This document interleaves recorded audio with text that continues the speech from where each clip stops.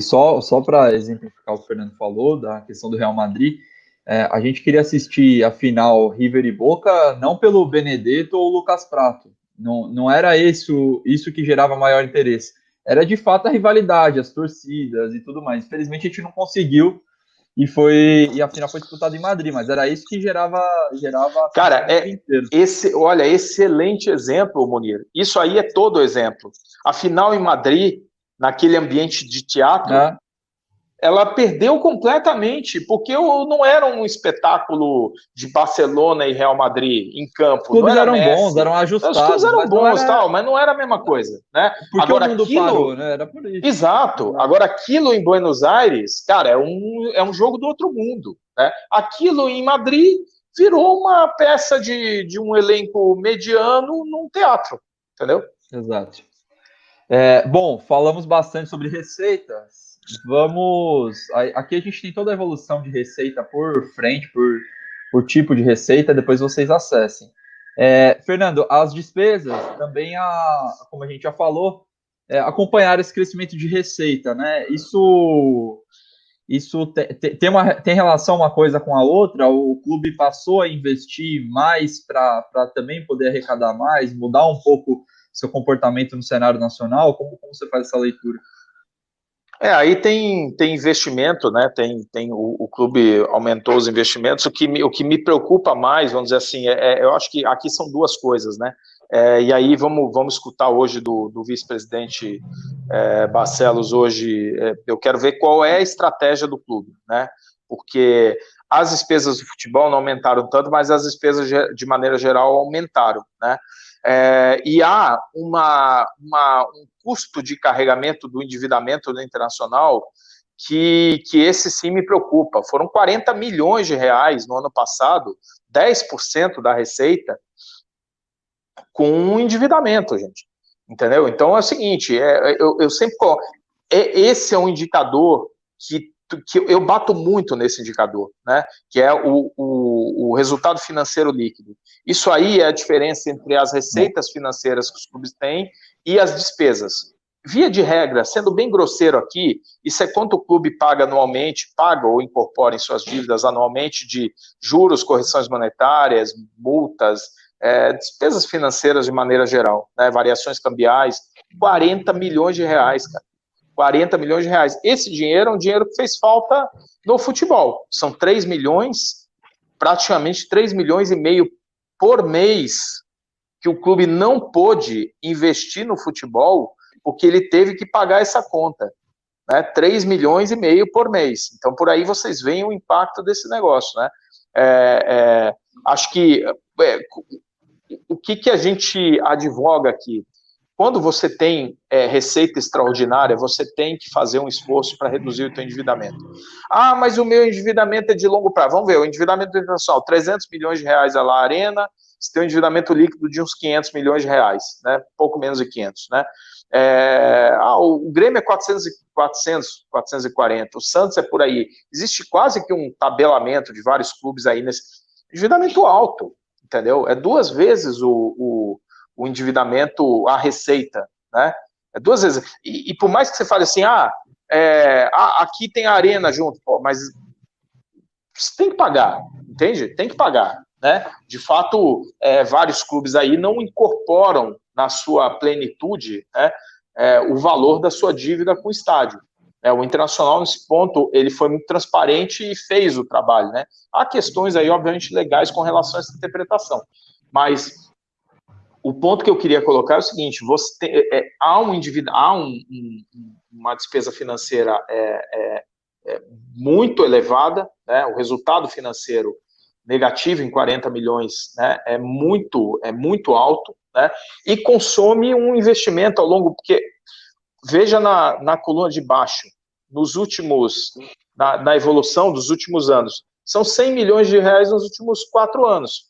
Por quê? Porque em 2015, esse número foi positivo, por questões de compensação de Profut e tudo mais, né? Uma jogada mais ou menos contábil. Você olha nos últimos 4 anos, 80, 100, o Internacional gastou 120 milhões nisso. 120 milhões nisso. Tá? Quer dizer, e no final, o que é isso? Isso é endividamento, né? Quando você recebe 150 milhões de reais de venda de jogador, né? E você pega aquele recurso e investe ele totalmente no clube sem amortizar a tua dívida, você está praticando o efeito famoso, popular, bola de neve, né? É o famoso bola de neve. Se eu tenho uma dívida e aí eu recebo, eu tenho lá o meu salário, a minha receita mensal, certo? Mas eu tenho uma dívida alta, certo? Dever no Brasil, todo mundo sabe que custa caro, né? Se eu pego eu tenho uma receita extraordinária, um bônus, recebo algum dinheiro diferente, que é o equivalente à venda de jogador para um clube. Se eu recebo esse valor, né? O que eu deveria fazer? Eu deveria pegar esse dinheiro e, sei lá, investir na minha casa, ou eu deveria pegar esse dinheiro, pagar as minhas contas para que eu tenha menos despesa financeira ao longo do tempo e tenha o mesmo dinheiro para depois investir na minha casa. Quem fez isso? O Flamengo.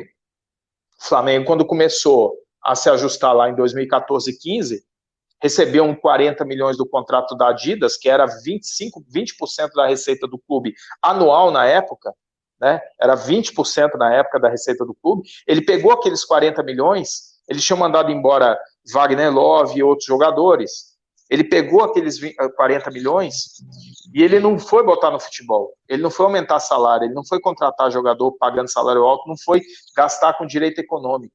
Ele foi amortizar a dívida, para equacionar a vida do clube, para desestressar o futuro do clube. E o que aconteceu? No primeiro momento eles patinaram, tiveram problema, a torcida ficou pé da vida porque efetivamente as coisas não andavam. Hoje, olha a situação dos caras. Eles primeiro arrumaram a casa, depois eles foram para frente. Hoje, na conversa com o vice-presidente Barcelos, a gente vai ouvir qual é a estratégia do Internacional. Porque isso tudo que eu falo aqui, também eu estou aqui numa posição muito cômoda, né? Eu estou aqui falando, eu não estou vivendo o calor dos dirigentes do clube. Qual é o outro lado da história?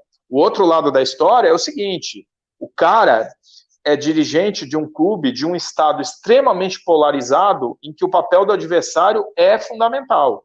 E aí você tinha um adversário que estava ganhando tudo, e você visitou a segunda divisão. A tua pressão para gastar e para dar resposta à tua torcida, ao teu mundo político maior. E tudo mais, é muito maior. Então a gente... E outra coisa, dirigente, aquela coisa que... esses dirigentes são imbecis. Nada, longe disso. Tá? Quer dizer, tem dirigente imbecil, tem vários no futebol brasileiro, tem vários. Já teve muito mais, mas tem muita gente boa e qualificada. A decisão nunca é tão fácil, né?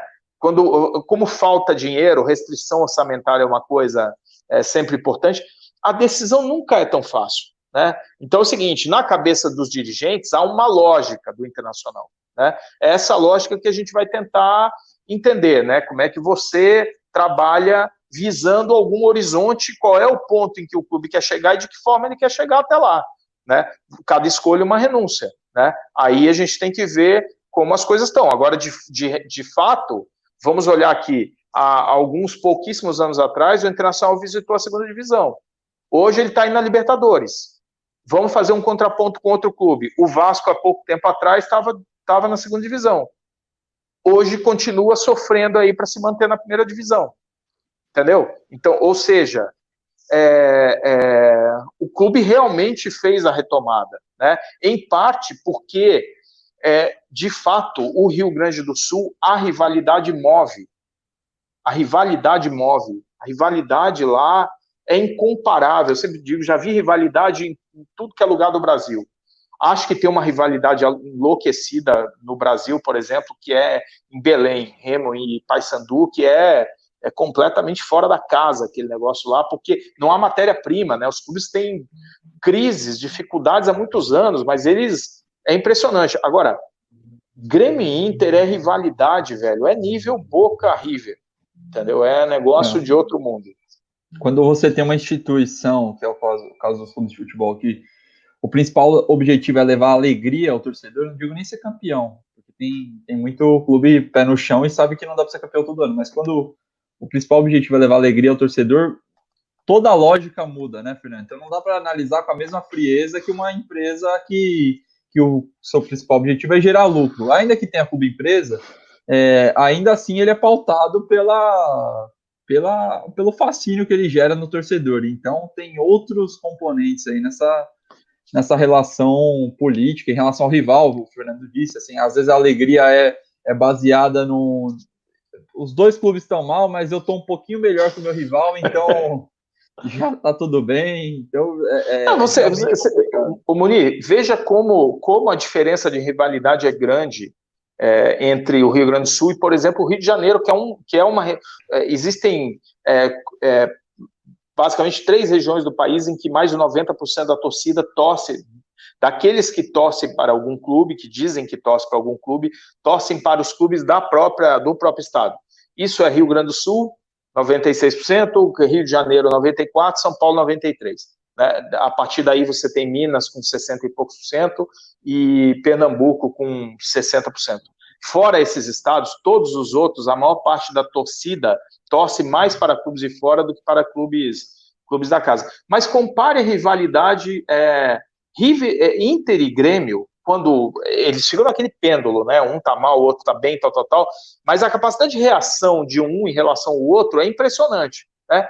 Veja o Rio de Janeiro, que é o que eu provoco lá no pessoal. O Flamengo tá aí dando chinelada nos clubes, e qual a capacidade de reação e de indignação de Botafogo, Fluminense e Vasco? Não, eles se aceitaram, cara. Eles se aceitaram menores. Eles se aceitaram uma relação como se fosse Barcelona e Espanhol, como o cara citou esses dias aí, Juventus e Torino. Eles se aceitaram à sombra do Flamengo. Uma posição que a história não mostra, né? Que é Exato, que é uma coisa que Inter e Grêmio não aceitam de jeito nenhum, cara. De jeito nenhum ficar à margem do outro, ficar à sombra do outro. Entendeu? É a busca pelo protagonismo que move esses dois clubes, cara. É isso aí.